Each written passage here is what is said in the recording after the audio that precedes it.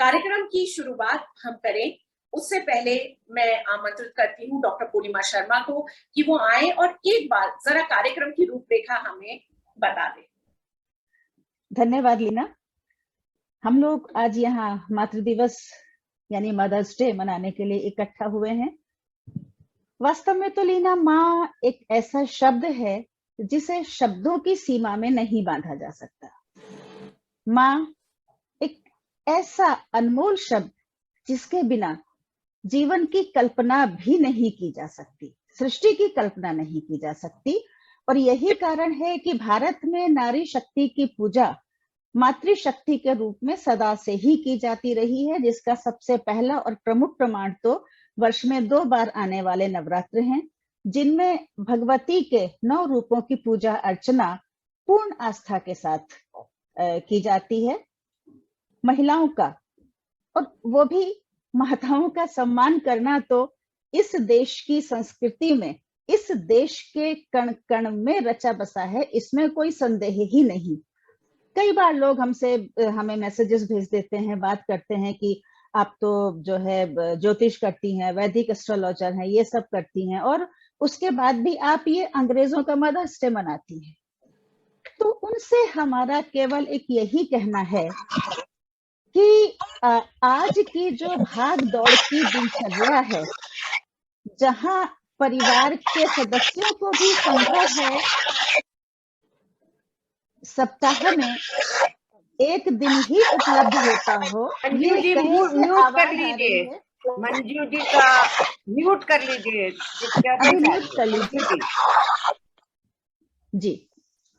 तो आज की हम बोल रहे थे कि आज की जो भागदौड़ की दिनचर्या है, जहां परिवार के सब लोग हमारे ख्याल से एक साथ बैठकर भी सप्ताह में एक दिन ही शायद कुछ लंच या डिनर कर पाते होंगे, क्योंकि वाइफ अलग काम पे जा रही है, हस्बैंड अलग जा रहे हैं, बच्चे अलग जा रहे हैं, तो साथ मिल बैठने का समय ही लोगों को उपलब्ध नहीं हो पाता है। हाँ, कोरोना के टाइम में ऐसा हुआ है, कोरोना के वक्त में समय ही समय था और परिवार फिर से एकजुट होना शुरू हुआ, बंधना शुरू हुआ, एक दूसरे की समस्याओं को सुनना, समझना, उनका निदान करने का प्रयास करना, ये सब कोरोना के समय में शुरू हुआ। लेकिन उसके बाद अब फिर से लोगों का काम शुरू हो गए हैं, तो फिर से वही व्यस्तता भरी जीवन शैली लोगों की हो गई है। तो ऐसे में अगर एक दिन मातृशक्ति के लिए या डॉटर्स डे के रूप में या पितृ दिवस के लिए, इस सब के लिए एक एक दिन अगर समर्पित कर दिया जाए इन संबंधों के लिए, तो हमारे ख्याल से इससे बड़ा सुखद अनुभव और सार्थक प्रयास माता के प्रति अपने भाव व्यक्त करने का हमारे ख्याल से नहीं हो सकता। तो इसे हम एक सार्थक प्रयास कहेंगे। हमारे विचार से माता पिता का ऋण जो है मनुष्य कभी चुकता नहीं कर सकता। साक्षात स्नेह, त्याग और दृढ़ता की प्रतिमूर्ति माँ वास्तव में पूजनीय है। और एक संयोग देखिए, आज गंगा सप्तमी भी है। पौराणिक मान्यताओं के अनुसार आज ही के दिन यानी वैशाख शुक्ल सप्तमी को ही गंगा की उत्पत्ति हुई थी और वे भगीरथ की तपस्या से प्रसन्न होकर ब्रह्मा जी के कमंडल से निकलकर भगवान शंकर की जटाओं में पहुंची थी, जहां से 3 दिन बाद गंगा दशहरा को उन्होंने अपने जहां से गंगा दशहरा को उन्होंने जो है धरती को आप्लावित करने के लिए वो धरती पर पहुंची थी। यानी सबको सुख पहुंचाने वाली, शीतलता प्रदान करने वाली, सुख सौभाग्य का आशीर्वाद प्रदान करने वाली और अपने अमृत जल से पौष्टिकता प्रदान करने वाली माँ गंगा का जन्मदिन मनाया जाता है आज के दिन। गंगा दशहरा के दिन गंगा मैया का अवतरण दिवस, गंगा अवतरण मनाया जाता है और आज के दिन उनका जन्म दिवस मनाया जाता है कि वो ब्रह्मा जी के कमंडल से निकलकर आई थी। तो जन्मदात्री माँ भी इसी गंगा मैया का, धरती का, प्रकृति का प्रतिरूप ही तो है। और जन्मदात्री ही क्यों, पालन करने वाली ही। देवकी ने जन्म दिया, यशोदा ने पाला, दोनों माएं थी।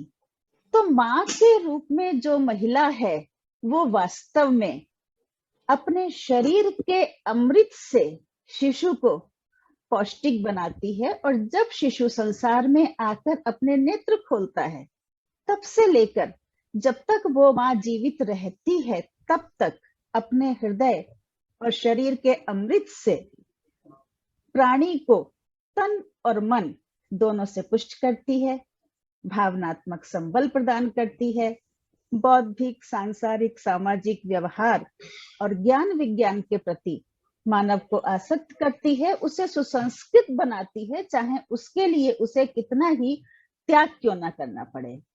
तो उस ऐसी ही माँ के त्याग और बलिदानों को स्मरण करते हुए कार्यक्रम को आगे बढ़ाते हैं।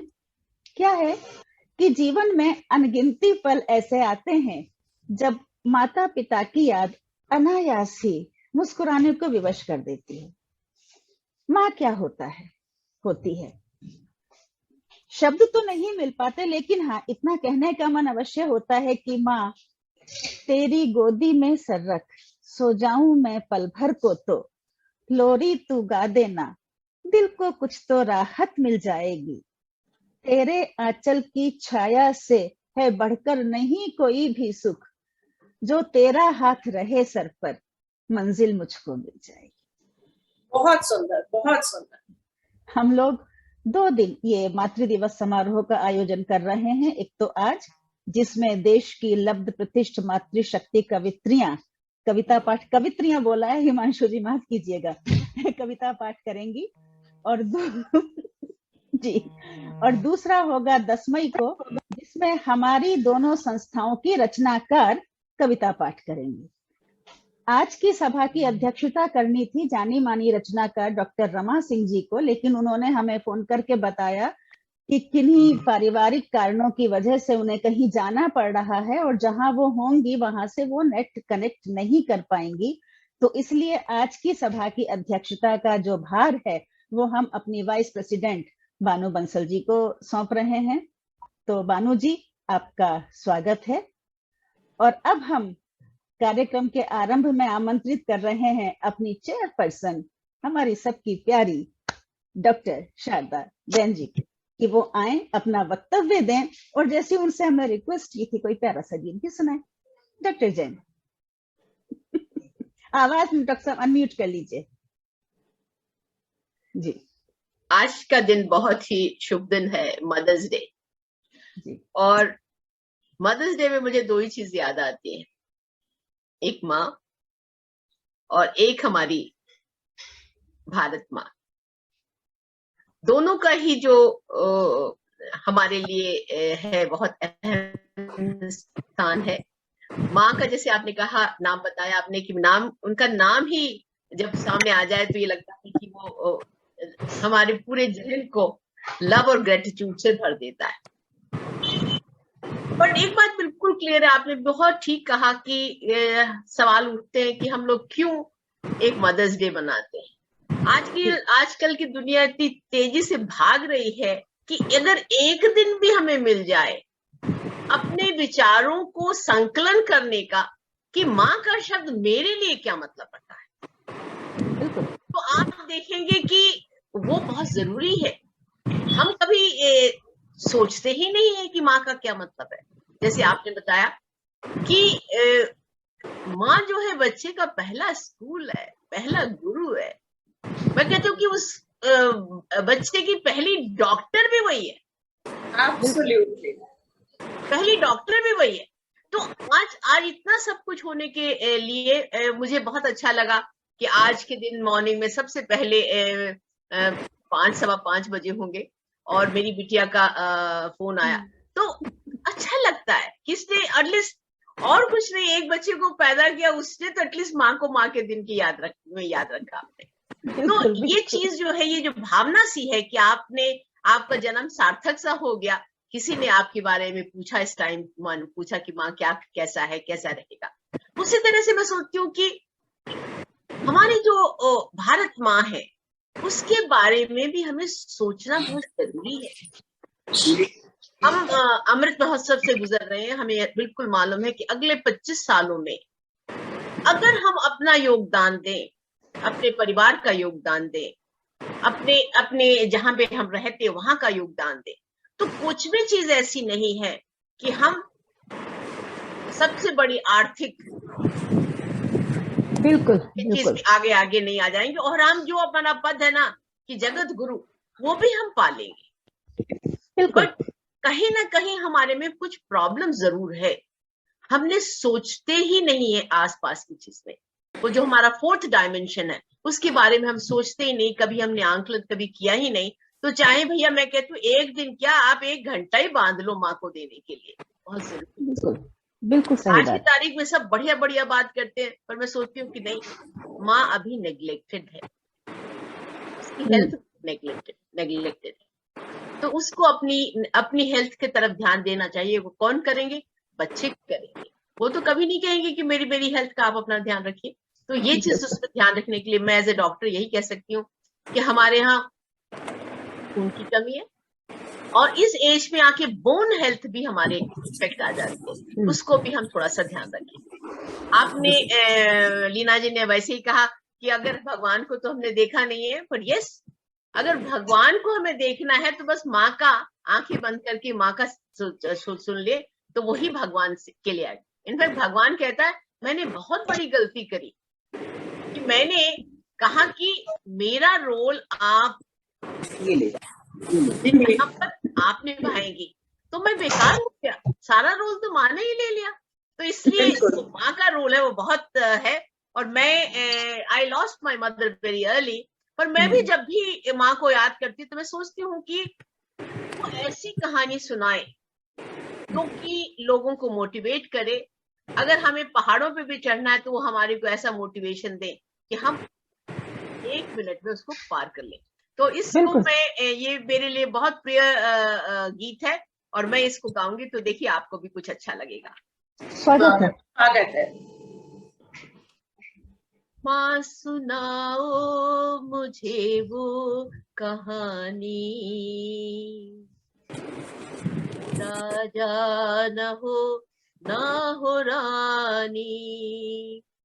माँ सुनाओ मुझे वो कहानी, जिसमें राजा न हो रानी।